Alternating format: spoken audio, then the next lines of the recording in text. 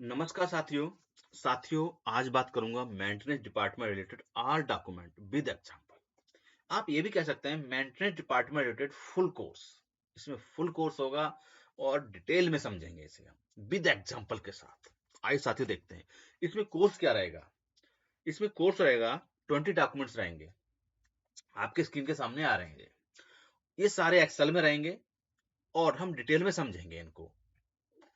ये चाहे आपके इलेक्ट्रिकल इंजीनियर हैं, चाहे आपका मैकेनिकल इंजीनियर है, चाहे आप सिविल इंजीनियर्स हैं, किसी हॉस्पिटल में हो सकते हैं, कहीं भी हो सकते हैं आप। वहां मेंटेनेंस की आपको जरूरत पड़ती है, वहां ये डॉक्यूमेंट यूज कर सकते हैं। कैसे? आइए साथियों मैं इसको पूरी डिटेल में बताता हूँ। साथियों ये मेरी सर्विसेज हैं, अगर आप सर्विस लेना चाहते हो तो मेरे से कॉन्टेक्ट अवश्य करें। साथियों टाइप्स ऑफ मेंटेनेंस ये भी समझेंगे हम। तो आते हैं हम एग्जाम्पल में। तो सबसे पहले लेते हैं हम मेंटेनेंस की लॉग बुक। लॉग बुक क्या होती है? अब हम जो मेंटेनेंस इंजीनियर्स होते हैं, सुपरवाइजर्स होते हैं, हम मेंटेनेंस के देखते हैं, डिपार्टमेंट को देखते हैं, वहां पे कुछ हमें अबनॉर्मलिटी मिलती है, तो वो अबनॉर्मलिटी हमें लिखनी है। तो डेटेड किस डेट को मिली, लोकेशन कहाँ मिली, किस मशीन पे मिली, किस मशीन की लोकेशन क्या है, चाहे हॉस्पिटल हो सकता है, सिविल में हो सकता है, या आपका मैकेनिकल किसी मशीन पे हो सकता है, और मैकेनिकल में भी बहुत सारे हो सकते हैं आपके, है ना। किस प्लांट में मिली आपकी वो लोकेशन क्या है, और उसकी डिस्क्रिप्शन अब नॉर्मलिटी क्या है, स्टार्ट डेट, एंड डेट, उसकी स्टार्ट कब से हुई, एंड कब हुई, और उसका जो भी डाउन टाइम क्या निकला, उसका टोटल ड्यूरेशन कितना रहा, कितने मिनट कितने घंटे रहा डाउन टाइम, वो एक्शन प्लान क्या लिया है, रिस्पॉन्सिबिलिटी क्या है, और स्टेटस क्या है उस प्रॉब्लम का। तो ये हमने अबनॉर्मलिटी को देख लिया है। दूसरा देखते हैं, हमें कोई ब्रेकडाउन आया, प्रोडक्शन वालों ने दिया कि ये मशीन ब्रेकडाउन हो गई है, चाहे आपकी इलेक्ट्रिक मशीन हो सकती है, कोई मैकेनिकल मशीन हो सकती है, कोई आपके हॉस्पिटल में कोई मशीन खराब हो गई, एक्सरे मशीन खराब हो गई, कोई भी एक्स वाई जेड मशीन खराब हो गई, तो वो मेंटेनेंस डिपार्टमेंट को स्लिप भर के देगा।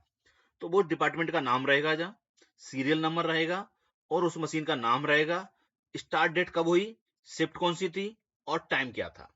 उसके बाद उसने से सही की, किसने कंप्लेंट को रिसीव किया, किसने रिसीव किया कंप्लेंट को, उसका नाम, और उसने किस डेट को सही करी, कितना टाइम लगा उसका, पूरा डिटेल में, और कब से कब तक करी, क्या प्रॉब्लम थी, वो डिस्कस करके साइन करके कंप्लीट कर देगा। तो ये तो हो जाता है मेंटेनेंस ब्रेकडाउन स्लिप, जो मेंटेनेंस ब्रेकडाउन स्लिप आपके पास आती है। अब ये फॉर्म कोई भी हो सकता है, कंपनी टू कंपनी, और डिपेंड करता है अलग अलग, चाहे आप हॉस्पिटल में हो सकता है, कहीं भी हो सकता है, फॉर्मेट थोड़ा बहुत चेंज हो सकता है। अब हमने जो ब्रेकडाउन टाइम आया, इसको हमें एनालिसिस करना है। ब्रेकडाउन आया, इसको एनालिसिस करना है। तो ब्रेकडाउन कैलकुलेट करते हैं हम ब्रेकडाउन परसेंटेज में, जो टाइम निकल के आया उसको परसेंटेज में कैलकुलेट करते हैं। तो इसको कैलकुलेट करने के लिए फॉर्मूला क्या होता है, जो भी हमारा मशीन ब्रेकडाउन टाइम और प्लांट प्रोडक्शन टाइम, हमारा कितना प्लांट प्रोडक्शन टाइम था और कितना मशीन डाउन टाइम निकला, ठीक है, उसे डिवाइड करके परसेंटेज हम कैलकुलेट कर देते हैं। एक एग्जांपल समझिए, आपकी शिफ्ट है 24 घंटे की, 24 आवर की शिफ्ट है, तो कितना होता है ये 1440 मिनट। अब 1440 में फुल शिफ्ट चल रहा है आपको प्लांट। अब इसमें से आपको मान के चलिए आपका 70 मिनट ब्रेकडाउन रहा, तो कितना परसेंटेज हो गया, कैलकुलेट करिए इसको। तो 10 ये कट गया। अब इसको डिवाइड करिए आप, तो कितना आएगा परसेंटेज आपका, ये जल्दी फटाफट कैलकुलेट करिए। कितना परसेंटेज है आपका, ये बताइए, और कमेंट में अवश्य लिखें, कमेंट अवश्य करें, कितना परसेंट हो गया। ये हो गया आपका 4.86%। समझ में आया? आपकी फुल शिफ्ट मशीन चली, उसमें 70 मिनट ब्रेकडाउन रहा, और 1440 मिनट शिफ्ट है, तो आपका ये 4.8% आ गया। ठीक है, इस टाइप से आप रिजेक्शन परसेंटेज कैलकुलेट कर सकते हैं। इसकी डेफिनेशन दे रखी है, ये आप ये पढ़ सकते हैं। ठीक है, इस टाइप से आप ग्राफ बना सकते हैं, जो हमारी परसेंटेज थी उसका टारगेट डेट ये है, और ये हमारा एक्चुअल आ रहा है डाउन टाइम, कब कब कितना कितना परसेंटेज आया, ये ग्राफ। अगर आपको ये ग्राफ चाहिए तो ये मेरा व्हाट्सअप नंबर दिया गया ना, इससे कांटेक्ट कर सकते हैं मेरे से, ये ग्राफ आपको मिल जाएगा ऑटोमेटिक बना हुआ। तो आप सीधा यहाँ पे रीडिंग डालेंगे और आपको डाटा क्या क्रिएट हो जाएगा, ये ऑटोमेटिक क्रिएट हो जाएगा। तो ये ब्रेकडाउन परसेंटेज कैलकुलेट करने का फॉर्मेट होता है। अगला बात करते हैं हम MTTR MTBF। ये भी आपका इंपॉर्टेंट है, चाहे आप हॉस्पिटल में बात करें, चाहे किसी इलेक्ट्रिक कंपनी में, किसी भी कंपनी में बात करें, MTTR MTBF कैलकुलेट करते हैं। तो इसमें हम बात करते हैं पहले MTTR mean time to repair, एक डाउन टाइम रिपेयर करने में कितना समय लगा। मान के चलिए आपके पूरे मंथ में 430 मिनट डाउन टाइम रहा और 6 ब्रेकडाउन रहे, डिवाइड किया तो आपका इतना मिनट आ रहा है, तो ये कम होना चाहिए। इसी प्रकार से बात करते हैं MTBF, operating time divided by number of failures, कितना ऑपरेटिंग टाइम है, कितना नंबर ऑफ फेलियर्स हैं। तो टोटल आपका mean time to between failures, यानी कितने मिनट बाद आपका फेलियर आ जाएगा, वो ये बताता है। इसको हम कैलकुलेट कर सकते हैं, एग्जाम्पल भी दिया गया है, तो आप इसको यूज करके आप एनालिसिस कर सकते हैं। इसका भी ऐसे चार्ट बना सकते हैं, MTBF MTTR का ग्राफ बना के आप डाटा एनालिसिस कर सकते हैं। अगर ये फॉर्मेट चाहिए तो मेरे से कांटेक्ट कर सकते हैं। दूसरा बनाते हैं हम PM प्लान। PM प्लान क्या होता है कि जो हमारा प्रिवेंटिव मेंटेनेंस प्लान बनाते हैं हम, प्रिवेंटिव मेंटेनेंस करना है, उसका शेड्यूल, जो मशीनें ले ली अपनी, कितनी मशीन है, चाहे आपकी एक्सरे मशीन है, चाहे आपके जो भी मशीन है, आपकी ब्लड टेस्टिंग मशीन है, या आपकी CNC मशीन है, BMC मशीन है, लेथ मशीन है, मिलिंग मशीन है, जो भी मशीन है आपकी, उस मशीन का PM कैसे करते हैं, वो सेम मशीन रहती है आपकी, उसका प्लान बनाती है। उसको चेक सीट जो बनाते हैं हम, इस PM करेंगे, उस PM में क्या क्या चेक पॉइंट रखेंगे, तो इस टाइप से आपको चेक पॉइंट ले सकते हैं यहाँ पे। और स्पेसिफिकेशन कितना चेक करने, क्या चेक करना है उसका, और मेथड क्या रहेगा, विजुअल रहेगा, कोई फिलर कैसे चेक करेंगे, कैसे चेक करेंगे, उसका ऑब्जर्वेशन क्या है ना, और उसका स्पेयर पार्ट की जरूरत है क्या इसकी, है ना, स्पेयर पार्ट की जरूरत है तो ठीक है, नहीं तो आपका कोई दिक्कत नहीं है, उसको रिमार्क ओके लिख सकते हैं। इस टाइप से आप चेक शीट भी बना सकते हैं। अगली बात करते हैं हम मास्टर लिस्ट ऑफ मशीन या इक्विपमेंट्स। आपके हॉस्पिटल में क्या क्या मशीनें हैं, वो सारी मशीनें लिख सकते हैं, आपके पास अवेलेबल रहेगी, आपके पास कितनी मशीनें अवेलेबल हैं। अगर आप कंपनी में हैं तो आपके पास कंपनी में कितनी मशीनें हैं, किस किस मशीन की कैटेगरीज क्या क्या है, वो सब मशीन की पूरी हिस्ट्री रहेगी आपके पास। तो ये मशीन की हिस्ट्री आपके पास होनी चाहिए, ये मास्टर लिस्ट ऑफ मशीन की इक्विपमेंट हिस्ट्री कार्ड बना सकते हैं। उसके बाद बनाते हैं मास्टर हिस्ट्री कार्ड। अब मशीन का हिस्ट्री कार्ड होता है। अब मशीन का हिस्ट्री कार्ड थोड़ा समझेंगे, तो सबसे पहले लिखा हमने नेम ऑफ क्लाइंट, हमने कहां से परचेज किया मशीन को, ठीक है, मशीन को परचेज कहां से किया, उसके बाद मशीन का नाम क्या है, और इसका जो भी आपकी इसकी कैपेसिटी क्या है, रेंज क्या है, उसकी कैपेसिटी क्या है, उसके बाद मशीन का नाम क्या है, लोकेशन किस शॉप के अंदर है ये, और मशीन का सीरियल नंबर क्या है ना, और परचेजिंग डेट क्या है इसकी, मशीन परचेज ईयर कब की आपने, डेट क्या है उसकी, और कुछ आपका इंस्टॉलमेंट कब किया आपने, इंस्टॉल कब किया कंपनी में, और उसकी वारंटी है तो वारंटी पीरियड क्या है आपका। इस टाइप से पूरी डिटेल बना सकते हैं। ये मेक क्या है आपका, किस कंपनी का मेक है, ये फानो का कंट्रोल है, किसका कंट्रोल है आपका, एग्जांपल दिया है CNC से फानो कंट्रोल है। उसके बाद कब इसका डाउन टाइम आया, क्या डाउन टाइम था, एक्शन क्या लिया, कितने मिनट रहा, किसके अटेंड किया, पूरी डिटेल, ये आपका मशीन हिस्ट्री कार्ड बना सकते हैं आप। इसमें समझना है, और समझना है तो ये मेरे व्हाट्सएप नंबर से कांटेक्ट कर सकते हैं, डिटेल में समझा दूंगा आपको मैं। Master list of critical spare part. अब आपने जो मशीन लगाई, उस मशीन में कुछ ऐसे पार्ट होंगे, कुछ इंपॉर्टेंट पार्ट होंगे, कुछ इंडिया मिल जाते हैं, कुछ आउट ऑफ इंडिया से मंगाने पड़ते हैं, आपको इंपोर्ट करने पड़ते हैं। तो आपको पूरा इसमें से बताना पड़ेगा कि इसकी मैक्सिमम डेट क्या, कितने मैक्सिमम रखते हैं पार्ट, और कितने मिनिमम पार्ट रखना है आपको, मिनिमम और मैक्सिमम, और इसका लीड टाइम क्या रहेगा, कितने समय में आ जाएगा, 1 महीने में, 2 महीने में, 1 दिन में, 1 घंटे में, उसके हिसाब से इसका टाइम लिस्ट करके लेके चलेंगे। अगर आपके पास ये लिस्ट नहीं होगी, स्पेयर पार्ट नहीं होंगे, अगर मशीन ब्रेकडाउन में चली गई तो महीने भर तक बंद रहेगी, जब तक वो पार्ट नहीं आएगा तो मशीन बंद रहेगी, तब तक कि आपकी प्रोडक्शन बंद हो जाएगी।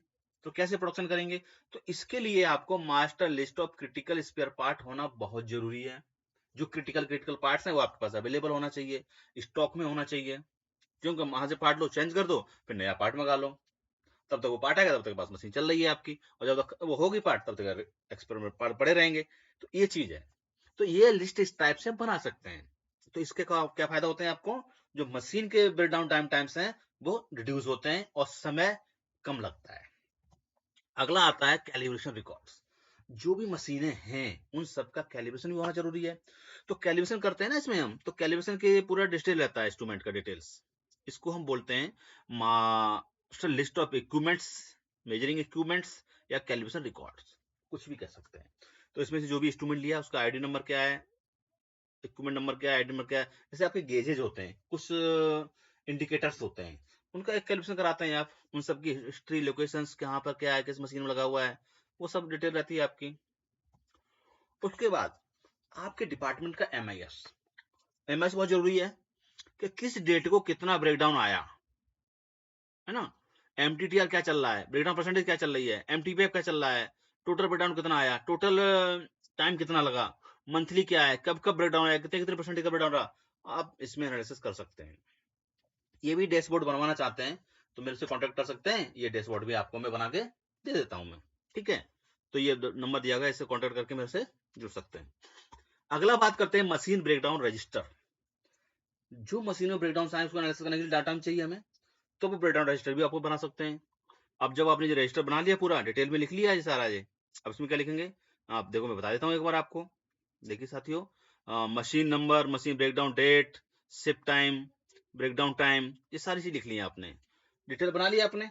अब इसी डिटेल के आधार पर आपने इसका एनालिसिस किया, किस मशीन का कितना, मशीन का नाम क्या है, मशीन का नंबर क्या है, डेटेड क्या है, कब प्रॉब्लम आई, क्या प्रॉब्लम आई, उसके पूरा वाइवा एनालिसिस किया आपने, रूट कॉज क्या निकला, एक्शन प्लान के लिया, फिर साइन पूरा फिल कर सकते हैं इस टाइप से, ठीक है।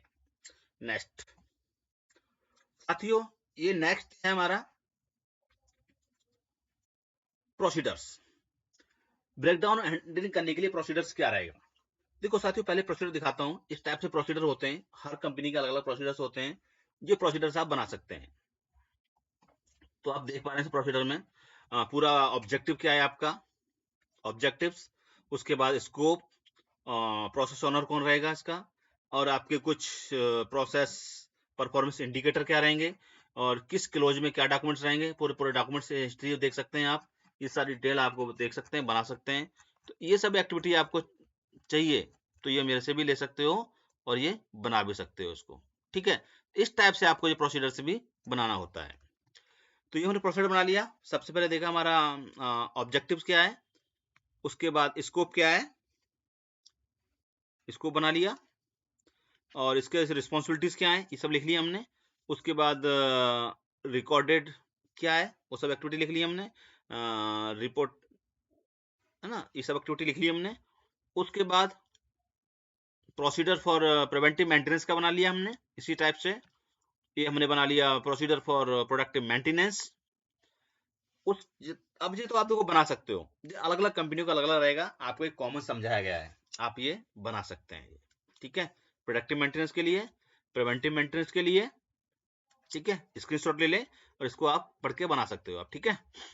अगला बात करते हैं, इसमें क्या होता है, स्ट्रेंथ, वीकनेस, अपॉर्चुनिटीज और थ्रेट्स, यानी आपकी ताकत क्या है, आपके प्लांट में मेंटेनेंस की ताकत क्या है, और आपकी कमजोरी क्या है, और आपके अवसर क्या है, अपॉर्चुनिटीज क्या है, और आपका थ्रेट्स क्या है, आपको थ्रेट खतरा क्या है, ठीक है। तो ये सारी चीज आपने अपने प्लांट में एनालिसिस कर लिया ना, तो आपका प्लांट ऑटोमेटिक ग्रो करेगा। आपको पढ़ेंगे समझेंगे तो आपको काफी कुछ क्लैरिटी मिलेगी आपको, ठीक है। तो ये चीज आपने एनालिसिस किया तो आपको पूरा प्लांट में पूरा एक्टिविटी मिल जाएगी आपको, ठीक है। इसको एनालिसिस कर सकते हो आप ये। अब हम देखते हैं कुछ मेंटेनेंस डिपार्टमेंट के ओसीपीज। ओसीपी की प्रॉब्लम होती है ऑपरेशन कंट्रोल प्रोसीडर्स। तो जो भी आपके ऑपरेशन है ना, मैन्युफैक्चरिंग जो भी हम एक्टिविटी कर रहे हैं उसकी एक्टिविटी को हम कन्वर्ट करते हैं। तो क्या क्या होता है इसमें भी देखते हैं। पर्पज क्या है, सेम प्रोसीजर की तरह ही है, इसका पर्पज क्या है, स्कोप क्या है, और रिस्पॉन्सिबिलिटी किस किस की रहेंगी। जो भी हमारे प्रोसीडर्स एसओपीज होती हैं वो एसओपी कौन बनाएगा, तो ये एग्जांपल दिए गए हैं, इसकी रिस्पॉन्सिबिलिटी हो सकती है, और उसकी एक्टिविटीज क्या है, क्या क्या एक्टिविटीज हैं, वो सारी एक्टिविटी रहेंगी हमारी प्रोसीडर की। इस टाइप से आप बना सकते हैं, ठीक है। इसी टाइप से आप मॉनिटरिंग, मेजरमेंट्स और रिकॉर्डेड क्या रखेंगे आपका, जैसे एमटीबी आप एमटीटी क्या केपीआई की बात करी थी हमने, है ना, machine down time, hours, machine maintain down times, ये सारी एक्टिविटी हमने बात करी थी। अगला बात करते हैं ईबी, ई वेस्ट हैंडलिंग डिस्पोजल। जो मशीन से जो डाउन निकलते हैं ना, ई वेस्ट निकलते हैं, आपके कंप्यूटर के ई वेस्ट हो गए, बहुत सारे ई वेस्ट होते हैं, कुछ आपके ऐसे प्लांट है या आपके प्लांट से ई वेस्ट निकलता है, उसको कैसे हैंडल करेंगे, वो ई वेस्ट को कैसे करेंगे, तो उस टाइप से एक फॉर्मेट भी बना सकते हैं आप। जो पूरा ई वेस्ट है, आपका ग्लास है, मेटल है, कुछ पॉली प्लास्टिक है आपका, या फैब्रिक फाइबर है, या कुछ लिक्विड है, कोई ग्रीस ऑयल करता है ना, लिक्विड फॉर्म में है, सॉलिड फॉर्म में है, जो भी है आपके, उन सब की डिटेल्स, आपका वेस्टेज क्या है, उसको कैसे डिस्पोज करेंगे, उसकी एक्टिविटीज क्या है, और कंटेनर साइज क्या है, कितना साइज निकला आपका, और उसके कौन डिस्पोज कर रहा है, उसके सिग्नेचर्स, इससे ई वेस्ट आपका जो भी निकलता है, जो भी स्क्रैप की बात कर रहा है, वो सब यहाँ पे लिख सकते हैं। हम बात करते हैं, अगला है 17वां पॉइंट है मॉनिटरिंग डिपार्टमेंट जो भी रोल्स रिलेटेड ऑब्जेक्टिव्स। अब आपने जो टारगेट लिए, जैसे किस किस के जैसे हमने बात करी ब्रेकडाउन परसेंटेज की, 3% ब्रेकडाउन है, 4%, जो भी आपका टारगेट है, उसके बाद पीएम प्लान वर्सेस शेड्यूल, ये सब हमने लिख लिए। अब इनको हम मंथली मॉनिटरिंग करते हैं, हमने मंथली देखा क्या क्या डाउन टाइम आ रहा है और कितनी परसेंटेज में है, इनको हमने मंथली डाटा एनालिसिस किया। अब इनके इफेक्टिव कुछ एक्शंस हो सकते हैं, वो सिमिलर आपके एक्शंस हैं, ये एक्शन लेके आप इंप्लीमेंट कर सकते हो।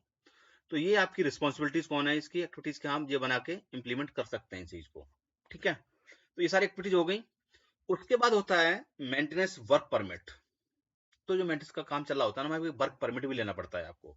तो पूरा ये वर्क परमिट का फॉर्मेट्स है, आपका हॉट वर्क है, कोल्ड वर्क है, हाइट वर्क है, क्या वर्क है आपका, है ना, कोल्ड वर्क है, हाइट वर्क है, या हॉट वर्क है, हाइट वर्क है ना, कितनी 2 फीट से ज्यादा, 2 मीटर से ज्यादा हाइट वर्क है तो उसके लिए कंडीशन क्या है। तो इस टाइप से आप ये वर्क परमिट बना सकते हैं आप। तो पूरी डिटेल्स रहती है, पूरी इन्फॉर्मेशन रहती है। ये work permit safety work permit भी बोलते हैं इसको। ये एक्टिविटी भर सकते हैं, फिल कर सकते हैं। इसको समझना है डिटेल में, तो और समझना है तो ये मेरा नंबर दिया गया है, इस नंबर से कॉन्टेक्ट करके समझ सकते हैं, ट्रेनिंग अटेंड कर सकते हैं। उसके बाद हमने बात करी थी टाइप्स ऑफ मेंटेनेंस। तो हमने पहला बात करी थी प्रिवेंटिव मेंटेनेंस, ठीक है, ये हमने मेंटेनेंस देखी थी। तो प्रिवेंटिव मेंटेनेंस, प्रोडक्टिव मेंटेनेंस, ये मेंटेनेंस दी हुई है। तो प्रिवेंटिव मेंटेनेंस क्या होता है हमारा, जो शेड्यूल करके मेंटेनेंस करते हैं हम, शेड्यूल करके, तो उस प्रिवेंटिव मेंटेनेंस कहलाता है। और प्रोडक्टिव मेंटेनेंस होता है हम डाटा को यूटिलाइज करके, जो भी हमारे सोर्सेस हैं डाटा के, जो फेलियर्स आए हुए हैं, उनको एनालिसिस करके हम प्रोडक्टिव मेंटेनेंस करते हैं, ठीक है। इसके एग्जांपल दिए हुए हैं, जैसे मुझे देखा वाइब्रेशन देखा, कुछ नॉर्मल इमेजिंग देखा, कुछ ऑयल एनालिसिस देखा, तो ये सारे एनालिसिस किए ना हमने, उसके बेस पे हम इसको एनालिसिस कर सकते हैं। अगला देखते हैं करेक्टिव, जो भी हमने मेंटेनेंस को देखा, करेक्टिव मेंटेनेंस, करेक्टिव मेंटेनेंस का मतलब है कुछ हम रिपेयर किया, कुछ रिस्टोरेज किया, उसके बारे में बात करता है ना। अगला होता है कंडीशन बेस्ड मेंटेनेंस। कुछ ऐसी कंडीशन हो गई जो अभी हमें करना है, कुछ जैसे मान के चलिए एग्जांपल में मॉनिटरिंग टेम्परेचर्स, प्रेशर्स, या कुछ वायर्स, कुछ टेम्परेचर नहीं आ रहा, कुछ प्रेशर से नहीं आ रहे, ये सारी चीजें हैं, तो उनकी हम बात करते हैं, ठीक है। अगला बात करते हैं हम, चलेगा, कंडीशन बेस्ड। अगला बात करते हैं हम रिएक्टिव मेंटेनेंस प्लांट्स, है ना, प्लांट मेंटेनेंस, इससे बात करते हैं।